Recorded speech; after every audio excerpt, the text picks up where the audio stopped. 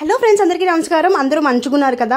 ఈ రోజు మన వ్లాగ్ ఏంటంటే ఒక మంచి రెసిపీతో నేనైతే ఈ రోజు మీ ముందుకు వచ్చేసానండి. ఆల్రెడీ మీకు అర్థమయ్యే ఉంటుంది నేను ఏ రెసిపీ గురించి అయితే మీకు చెప్దాం అనుకుంటున్నాను. గుత్తి వంకాయ కర్రీని ఎలా చేయాలి అని చెప్పి అయితే నేను ఈ రోజు మీకు ఈ వ్లాగ్లో ఫుల్గా ఎక్స్ప్లెయిన్ చేస్తాను. వీడియోని ఎక్కడ స్కిప్ చేయకుండా మొత్తం చూడండి. చాలా టేస్టీగా ఉంటుంది ఈ గుత్తి వంకాయ కర్రీ అనేది. అండ్ చాలా ఈజీగా కూడా నేను ఈ రోజు మీకు ఏంటంటే ఈ కర్రీ ఎలా ప్రిపేర్ చేసుకోవాలని చెప్పి చాలా ఈజీగా మీకు ఎక్స్ప్లెయిన్ అయితే చేస్తాను. ఇలా మనం గుత్తి వంకాయ ప్రిపేర్ చేసుకోవడానికి మెయిన్ మసాలా కదా, మసాలా టేస్టే మనకి గుత్తి వంకాయ కర్రీ అనమాట. సో ఈ మసాలా మీకు ఎలా ప్రిపేర్ చేసుకోవాలి అని అయితే నేను ఈరోజు మీకు చూపించబోతున్నాను. ఈ కర్రీ వండుకునేటప్పుడు నేను రైస్ కూడా పెట్టేసుకున్నాను అనమాట. సో అందుకే రైస్ కూడా మీకు పక్కన కనిపిస్తుంది.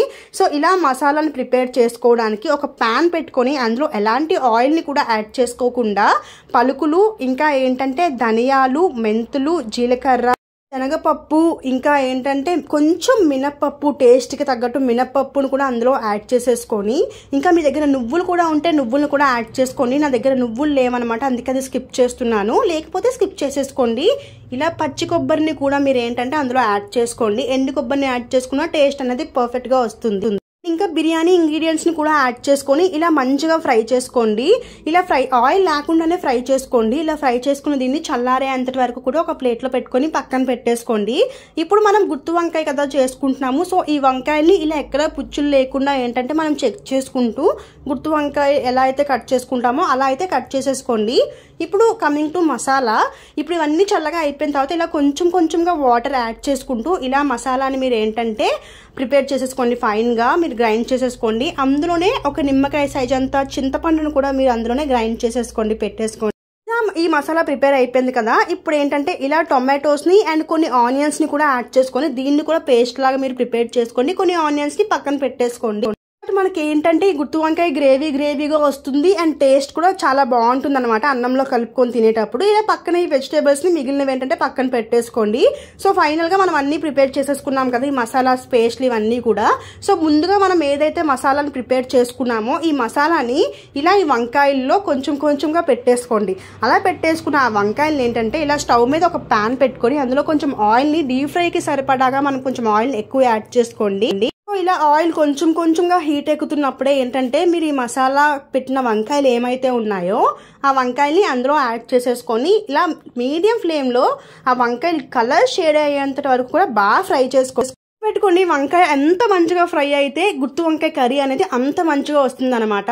కొంతమంది ప్రిపేర్ చేస్తారు కానీ ఇలా వంకాయల్ని ఫ్రై చేయకుండా డైరెక్ట్గా కర్రీలో వేసేస్తారు. సో వాళ్ళకి ఏంటంటే మసాలా బాగుంటుంది కానీ వంకాయ అనేది అంత టేస్ట్ రాదు.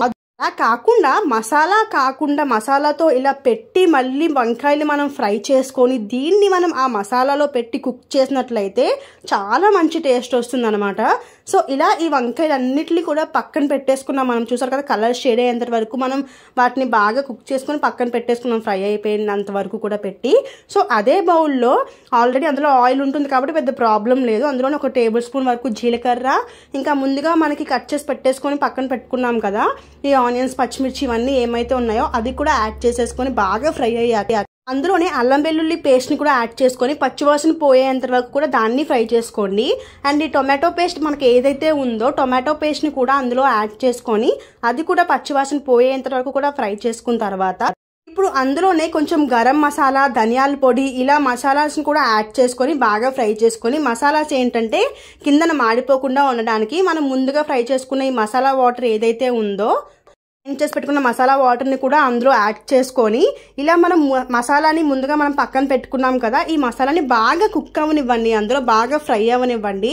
అప్పుడు టేస్ట్ అనేది బాగుంటుంది. మసాలా కూడా ఫ్రై అయితే టేస్ట్ అనేది ఆటోమేటిక్గా పర్ఫెక్ట్గా వస్తుంది అనమాట. మంచిగా కుక్ అవ్వనివ్వండి. అందులోనే మనకి సరిపడా ఉప్పును కూడా యాడ్ చేసేసుకొని అండ్ మనం ముందుగా ఇలా మసాలా పెట్టి ఈ వంకాయల్ని ఏదైతే మనం బాగా డీప్ ఫ్రై చేసామో ఆ వంకాయలన్నిటినీ కూడా ఇలా గ్రేవీలో బాగా మునిగేంతటి వరకు కూడా ఫుల్గా కుక్ అవుతాయి అనమాట. బాగా మునిగేంతటి వరకు మనం పెట్టుకున్నట్లయితే సో మసాలాస్కి ఇంకా ఆ వంకాయకి కూడా మంచిగా కుక్ అయ్యి పర్ఫెక్ట్గా టేస్ట్ అనేది వస్తుందండి. సో ఇలా చూసారు కదా నెమ్మదిగా మీరు ఇలా కలుపుకుంటూ కుక్ చేసుకోవాలి. ఇలా మొత్తం కలిపేసుకున్న తర్వాత ఒక మూత పెట్టేసుకొని కనీసం ఒక 15 మినిట్స్ మీరు ఏంటంటే బాగా కుక్ చేసుకున్నట్లయితే మంచి టేస్ట్ వస్తుందండి. మనకి మూత తీయగానే ఇంకా స్మెల్కి మనకి ఏంటంటే అంటే ఎంత మంచిగా వచ్చిందో మనకి స్మెల్ చూస్తేనే తెలిసిపోతుంది అనమాట. సో ఫైనల్గా అలా మొత్తం ప్రిపేర్ అయిపోయిన తర్వాత పైన కొంచెం కొత్తిమీరని కూడా జల్లేసుకోండి. మళ్ళీ కాసేపు కుక్ అవ్వనివ్వండి. అలా కొత్తిమీర ఫ్లేవర్ కూడా కుక్ అయినట్లయితే మనకేంటంటే ఇంకా బాగుంటుంది టేస్ట్ అనేది. సో ఇలా కొత్తిమీర యాడ్ చేసుకున్న తర్వాత కూడా మనం మూత తీసి చూసినట్లయితే చూడండి ఎంత మంచి గుమగుమలు ఆడుతుంది మనకి ఆ గుత్తి వంకాయ అనేది. చూసారు, అది పర్ఫెక్ట్గా కుక్ అయినట్టు మనకి చూస్తేనే అర్థమైపోతుంది. టేస్ట్ అనేది మాత్రం నెక్స్ట్ లెవెల్లో ఉంటుందండి. మనం బయట భోజనాలకు వెళ్ళేటప్పుడు ఇంకా రెస్టారెంట్స్లో ఎలాంటి టేస్ట్తో ఉంటుందో సేమ్ అదే టేస్ట్తో వస్తుంది. మీరు ఇది ప్రిపేర్ చేసుకొని టేస్ట్ ఎలా వచ్చిందో నాకైతే కమెంట్ సెక్షన్లో చెప్పండి. నేనైతే పర్ఫెక్ట్గా వచ్చిందనమాట. టేస్ట్ చేసేటప్పుడు నాకు అర్థమైపోయింది. చూసారు కదా ఫ్రెండ్స్, ఈరోజు వీడియో మీకు నచ్చినట్లయితే లైక్ చేయండి, షేర్ చేయండి అండ్ సబ్స్క్రైబ్ కూడా చేసుకోండి. Bye bye.